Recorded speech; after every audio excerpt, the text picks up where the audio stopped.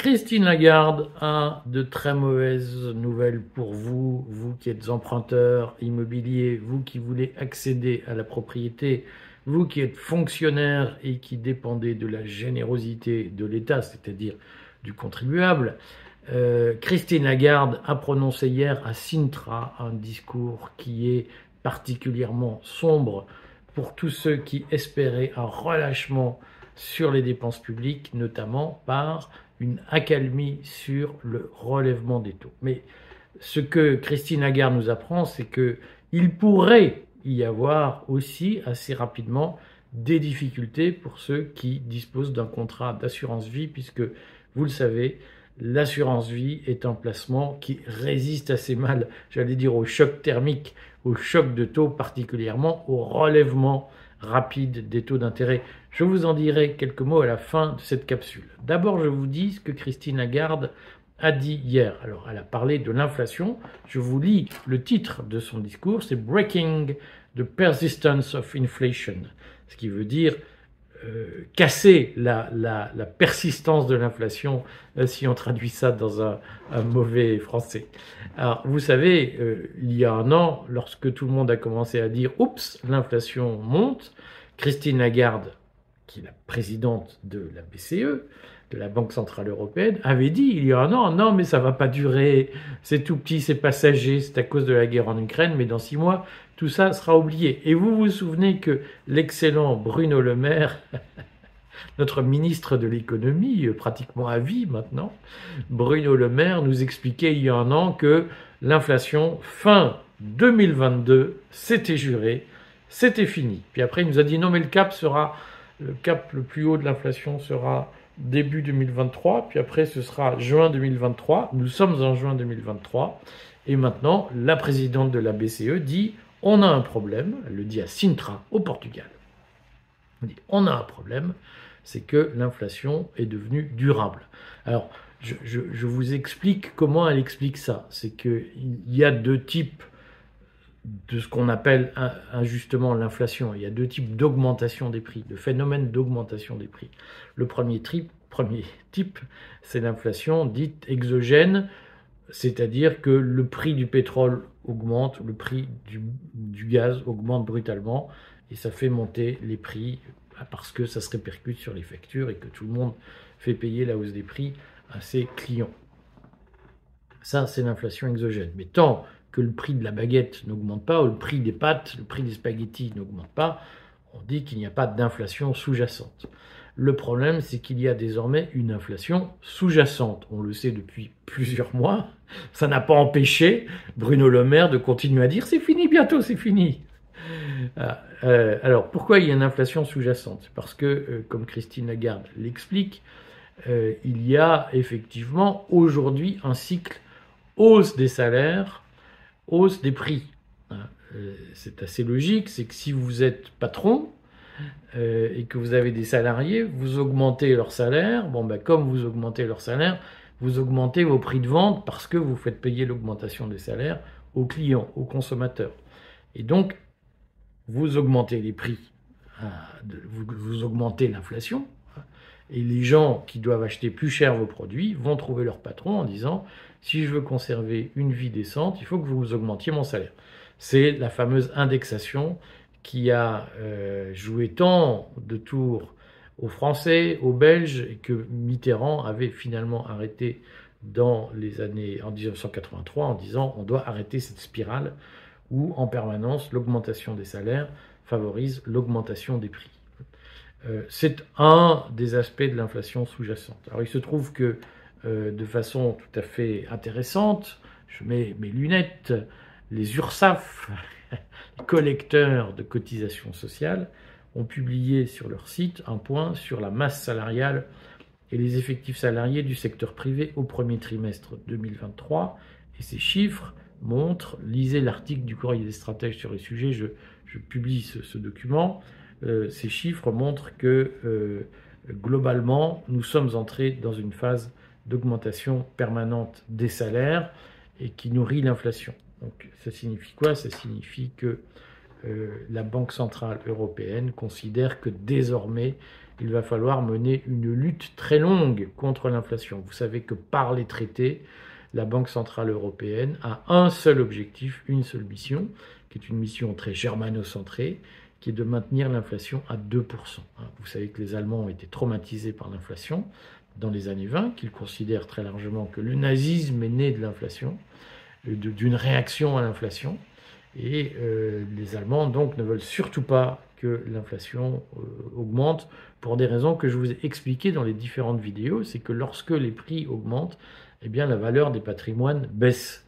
Et donc, ça appauvrit tout le monde. Et comme l'Allemagne est fondamentalement un pays d'épargnants et de rentiers, les Allemands ne veulent pas affaiblir le patrimoine de leurs épargnants. Et donc, ils luttent contre l'inflation. Et les Allemands étant les plus riches en Europe, de très loin, c'est un peu eux qui dictent leurs lois. Et donc, la Banque Centrale Européenne se trouve sous l'injonction de ramener l'inflation à 2%, et donc de lutter durablement contre cette inflation sous-jacente.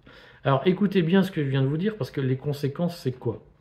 D'abord, les conséquences, c'est que dans les 10 ans à venir, il y aura un discours politique très clair sur la modération salariale. C'est-à-dire que dans les 10 ans à venir, tout le monde dira, si on veut rétablir la situation monétaire, eh bien, il faut empêcher les salaires d'augmenter. C'est la seule façon d'empêcher les prix d'augmenter. Ça vous pend au nez, d'autant plus que le président de l'Eurogroupe, alors je sais que tout ça est compliqué, mais il y a un cercle des ministres de l'économie, des ministres des finances européens qui s'appelle l'Eurogroupe, qui est aujourd'hui présidé par un Irlandais, M. Donoghue, qui a écrit une position au Conseil européen, il écrit une position à Charles Michel disant tous les ministres des finances européens sont d'accord pour dire qu'il faut lutter contre l'inflation et mettre en place des politiques budgétaires qui permettent de lutter contre l'inflation. Ça va vouloir dire quoi? Ça va vouloir dire globalement une modération salariale imposée pour les fonctionnaires, même si Macron est en train d'augmenter ses fonctionnaires. Ça va aussi vouloir dire, d'un point de vue européen, des politiques budgétaires dites restrictives, c'est-à-dire une diminution des dépenses publiques, une diminution des déficits publics, probablement diminution accélérée, ce qui va mettre Emmanuel Macron dans une position difficile, puisqu'Emmanuel Macron est un dépensier. Vous voyez bien qu'il ne peut pas passer une journée sans sortir, en allant voir les gens à portée d'engueulade, comme il dit, avec un chéquier, en disant « Tiens, je vous file 500 millions, 250 millions, 1 milliard, 3 milliards, etc. » C'est une manie chez lui de dépenser. Donc ça, il va falloir que ça s'arrête, et il y aura un conseil européen, c'est-à-dire un conseil des chefs d'État européens début juillet, où cette question va être traitée. Le président de l'Eurogroupe, M. Donoghue, dit nous nous engageons à mieux coordonner nos politiques budgétaires. Ça veut dire pour la France un moment douloureux à passer.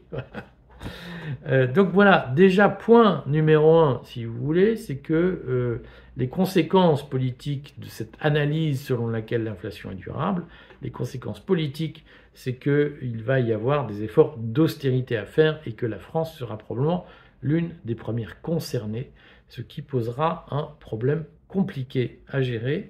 On va voir si Macron, l'Européen, est capable de tenir ses engagements européens. Surtout, ce qui va se passer, c'est que la Banque Centrale Européenne va maintenir ses taux à un niveau élevé pendant tout le temps qu'il faudra. Christine Lagarde l'a dit, alors je ne l'ai pas sous les yeux, mais elle dit, donc on sait qu'il faut continuer à augmenter les taux d'intérêt de la Banque Centrale, et continuer à monter ces taux d'intérêt le temps qu'il faudra, c'est-à-dire un temps long. Ça signifie rendre l'argent plus cher. Alors, c'est quoi les conséquences de ça? Il y en a trois. La première conséquence, c'est pour les emprunteurs, pour l'égalité des chances, si j'ose dire, pour les jeunes couples qui bossent et qui se disent on va avoir notre petit chez nous, vous allez emprunter à un taux très élevé. Et les taux ne sont pas prêts de baisser. Donc ça signifie que vous allez devoir sacrifier la surface du logement que vous achetez à votre capacité d'endettement. Ça, c'est une donnée fondamentale qui est par ailleurs totalement raccord, si j'ose dire, avec les politiques officielles, les politiques écologiques, de transition écologique, transition climatique officielle. ces politiques officielles consistent à dire qu'il faut moins de pavillons, plus de gens en appartement, dans des appartements plus petits qui consomment moins d'énergie. Et donc, cette politique se met en place. Il faut comprendre que la politique de taux d'intérêt élevé est aussi une politique qui permet d'atteindre des objectifs ou de concourir à des objectifs totalement délirants de baisse de production du CO2 et qui, en réalité, signifie qu'on va baisser globalement le niveau de vie et le confort de vie des gens pour polluer officiellement moins. Voilà. Bon. Ça, c'est la première conséquence, c'est que les taux d'intérêt vont continuer à monter et qu'ils resteront élevés très longtemps, pendant plusieurs années, très vraisemblablement. Donc, si vous pensiez dire ah, « j'attends 6 mois avant d'acheter », achetez maintenant parce que c'est râpé pour vous. Sinon, vous passez votre tour pour au moins 4 ou 5 ans.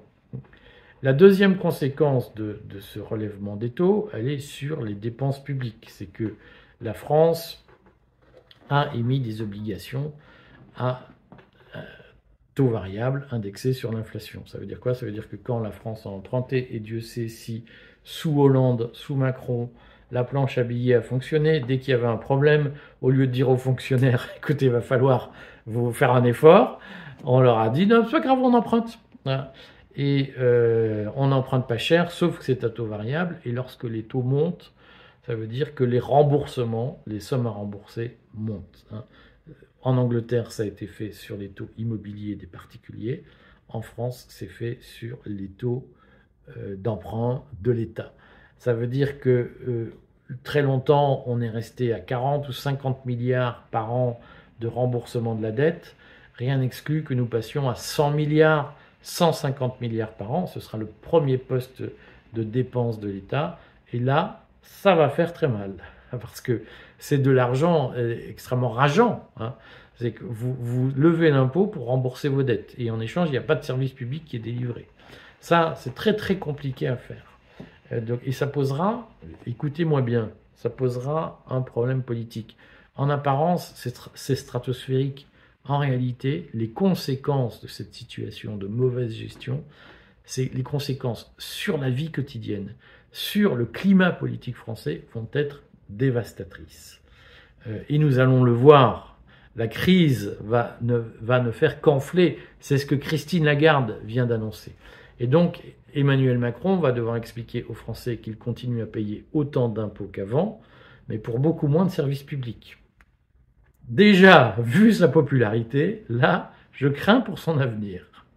Troisième conséquence que vous devez avoir en tête, troisième, c'est sur l'assurance vie.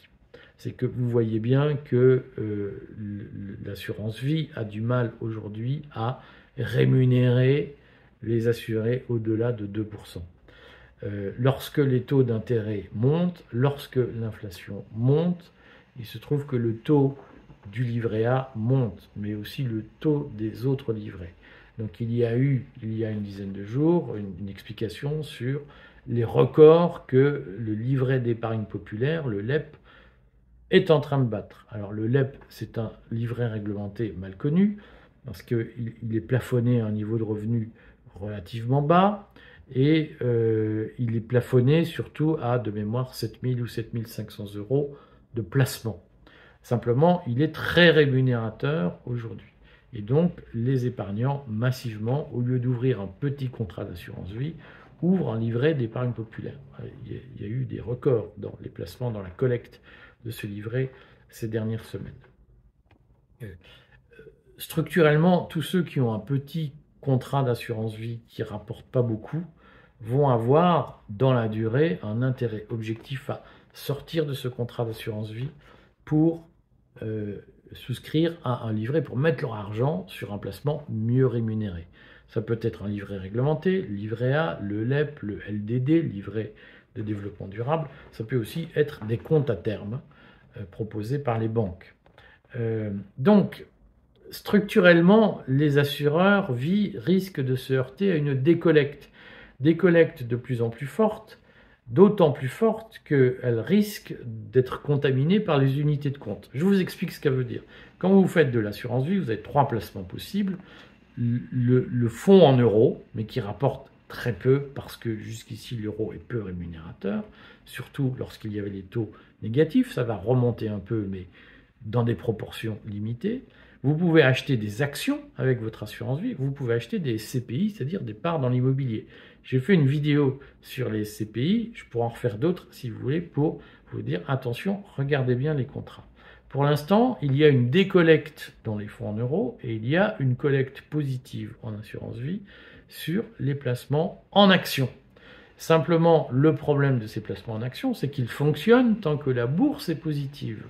Or, aujourd'hui, les marchés sont en train de se dire l'inflation dure, les politiques vont être restrictives, donc on va diminuer l'activité pour éviter la surchauffe économique, et donc le profit des entreprises va diminuer, ce qui risque d'infléchir les bourses à la baisse. C'est un phénomène tout à fait classique et documenté. Je n'invente rien.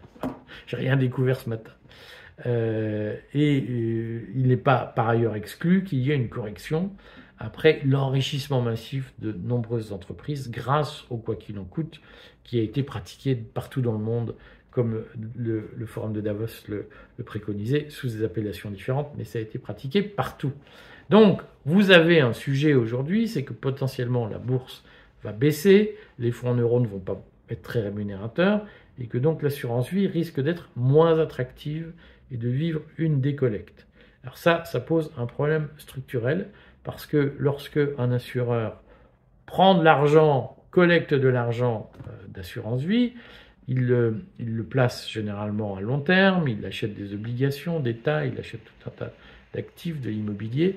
Lorsqu'il doit rendre l'argent, il doit liquider ses actifs. Et pour des raisons liées au fonctionnement des obligations, j'ai expliqué largement, mais si vous voulez je le referai, ce qu'est une crise obligataire. Lorsque les obligations sont à un taux d'intérêt élevé, leur valeur nominale baisse. Et donc, les assureurs doivent vendre des paquets d'obligations pour donner l'argent aux assurés qui retirent leur argent d'assurance vie. Et lorsqu'ils vendent ces obligations achetées à un montant élevé, à une valeur élevée, s'ils les vendent en pleine hausse des taux, les valeurs baissent et donc ils doivent passer des moins-values dans leur compte. Dire, j'avais acheté 5 milliards d'obligations, elles n'en valent plus que 3 milliards. Et donc j'ai perdu 2 milliards. Et les règles de solvabilité des assureurs font qu'ils doivent donc à ce moment-là renchérir, augmenter leurs fonds propres pour se prémunir contre le risque. Je sais, c'est du chinois, mais en réalité c'est fondamental. Et donc ils sont face à une difficulté technique et financière. Et dans ces cas-là, donc ils doivent faire des arbitrages. C'est un risque pour l'assurance vie qu'il ne faut pas négliger, qu'il faut avoir en tête, car c'est un risque systémique qui peut déséquilibrer tous les marchés.